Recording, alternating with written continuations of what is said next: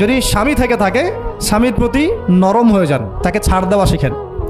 সবচেয়ে বড় কথা, তাকে মহব্বত করা তো অবশ্যই জরুরি, মহব্বতের চাইতেও বেশি জরুরি স্বামীকে বিশ্বাস করা এবং তাকে সম্মান করা। এমন কোনো কথা এবং কাজ না করা যেটা স্বামীর গায়রত বা ব্যক্তিত্বে আঘাত করে। ভালোবাসা অনেক গুরুত্বপূর্ণ বিষয়, ঠিক আছে, কিন্তু ভালোবাসা শুধুমাত্র একমাত্র গুরুত্বপূর্ণ বিষয় নয়। আরও গুরুত্বপূর্ণ বিষয় হচ্ছে বিশ্বাস, সম্মান এবং আনুগত্য। এখন বলতে পারেন যে আমার স্বামী আমাকে অন্যায় কাজে আদেশ করলে কি আমি আনুগত্য করব? কখনোই না। যখন স্বামী আপনাকে কোরআন সুন্নাহর দিকে আপনাকে ধাবিত করবেন, তখন আপনি তার আনুগত্য করতে বাধ্য, এবং এটা আপনার জান্নাতে যাওয়ার মাধ্যম বটে। যে এই পৃথিবীতে কেউই আল্লাহ পাকের পরে সিজদা পাওয়ার যোগ্য না, এমনকি নবীদেরকেও আল্লাহ পাক সিজদা করতে বলেন নাই। কিন্তু সেই নবী আমাদেরকে কিন্তু বলেছিলেন যে যদি আল্লাহ পরে কাউকে আমি সিজদা করতে বলতাম, তাহলে আমি স্বামীদেরকে সিজদা করতে বলতাম।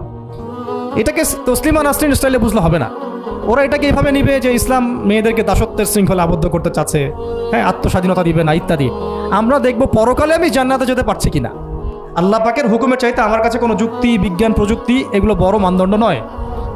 শুধুমাত্র স্বামীর আনুগত্য, বিশ্বাস, সম্মানের বদৌলতে দেখা যায় যে পুরোটা জীবন এই বেচারা আপনার জন্য ঢেলে দিবেন।